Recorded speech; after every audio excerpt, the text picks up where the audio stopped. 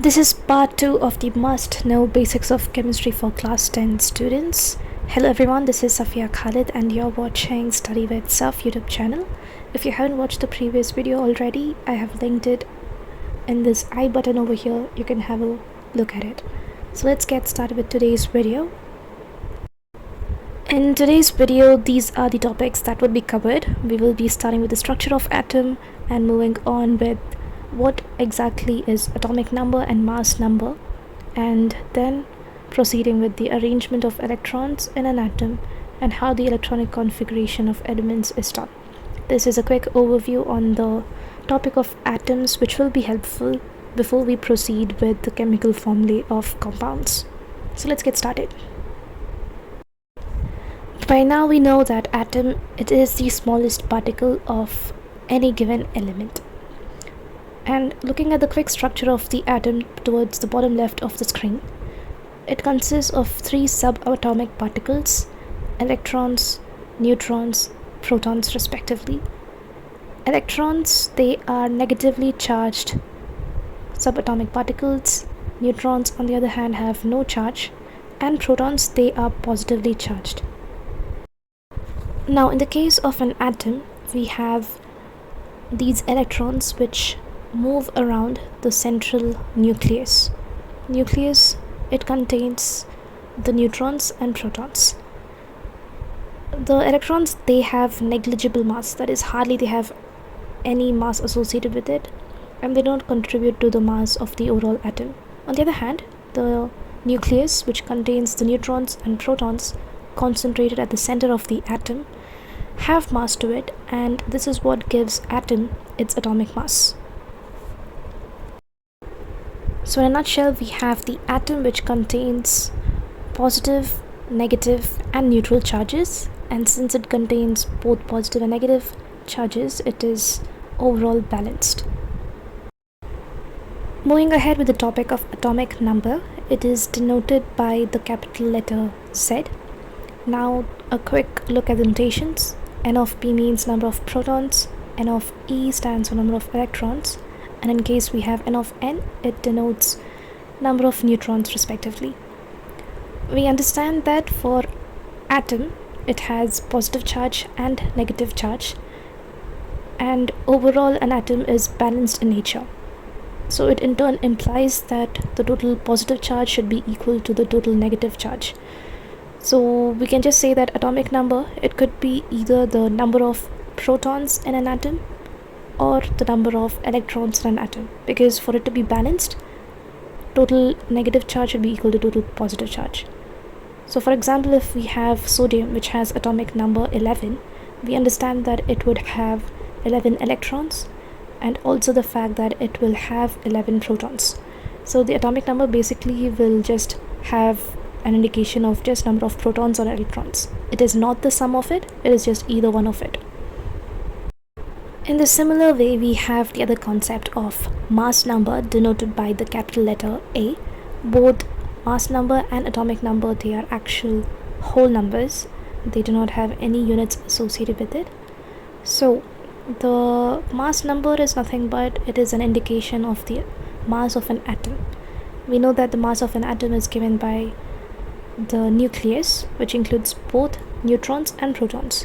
So simply put, atomic number would be the number of protons or number of electrons, and the mass number would be the sum of number of protons and number of neutrons, represented by A equal to N of P plus N of N. And as understood, mass number would also be equal to the atomic mass. Atomic mass, on the other hand, it has the unit U. U stands for atomic mass unit. So if we have sodium again, and its mass number is 23, its atomic mass would simply be 23 atomic mass units, denoted by the letter U. We now understand that in the structure of an atom, we have electrons revolving around the centrally placed nucleus.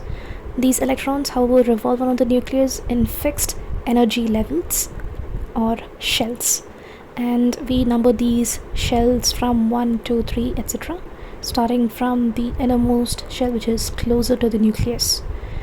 And the basic understanding is that the farther the shell is away from the centrally placed nucleus, the energy of that shell is that high.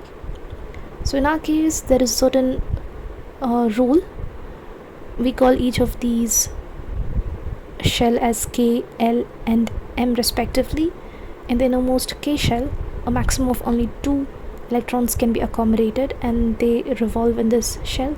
Similarly, the next shell, which is L, can have a maximum of 8 electrons. The third shell, M, will have 18 electrons, so on and so forth. Therefore, arrangement of electrons in an atom, it basically is arranged in the form of shells which have various energy levels, and the outermost shell will have the highest energy level. We notice that each of the shells, K, L and M, had a certain number associated, 2, 8 and 18 respectively. So how exactly is this number coming from? This is using the certain formula, which is 2n square, where n is the energy level number, either 1, 2, 3, so on and so forth. So from that we get the first shell as 2 into 1 square, which is 2. The second shell 2 into 2 square, which is 2 into 4 times, giving 8 electrons, and the third shell giving 2 into 9, which is 18 electrons respectively. It's just the 1, 2, 3 energy shells are named as K, L and M respectively. So electronic configuration of an element, simply put, it is this arrangement of electrons and its various energy levels for a given element, and this arrangement follows the 2n square rule. To make the electronic configuration a bit more simpler, there are 3 basic rules that you need to keep in mind. Always the filling of electrons, it starts from the innermost shell. So for any element, how do we know that how many electrons it has? So that will be denoted from our atomic number. So for example, sodium, it has 11 as the atomic number. So the first and foremost filling of electrons would happen in the K innermost shell, that is 2 electrons in the innermost shell. And after which, coming to the second rule, all the inner shells will be filled first before occupying a new shell. So once the 2 electrons are filled in the K shell, then we move on to the L shell. The remaining electrons from 11 are 9. So the next 8 electrons gets filled in the L shell according to the 2n square rule. This leaves us with just 1 electron, which will just be filled in the M shell. In this way, the filling of shells starts from inside and it will be filled into a new shell only after the inner shells are filled. Finally, coming to the third rule, now the outermost shell in any atom is called the valence shell, and the maximum number of electrons it can accommodate at a given point is only 8 electrons. So this may sound like it contradicts with the 2n square rule, however it is not true. For example, if we consider sodium itself, we have K shell containing 2 electrons, L shell containing 8 electrons. That leaves us with only 1 electron, and which will be filled in the M shell. So this makes M our outermost shell. So for any given atomic number, the filling will happen in such a way that the outermost shell, you'll always find that it can accommodate a maximum of only 8 electrons. So it does not matter how many shells it has, the outermost shell will be called the valence shell, and it can have only a maximum of 8 electrons at all times. And this brings us to the end of part 2 of the basics of chemistry for class 10 video. In this video we covered what is an atom, its structure, electronic configuration of an element, and the arrangement of electrons within an atom.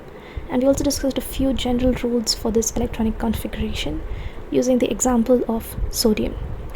In part 1 of the series, we discussed about matter, its various classification, physical and chemical states respectively.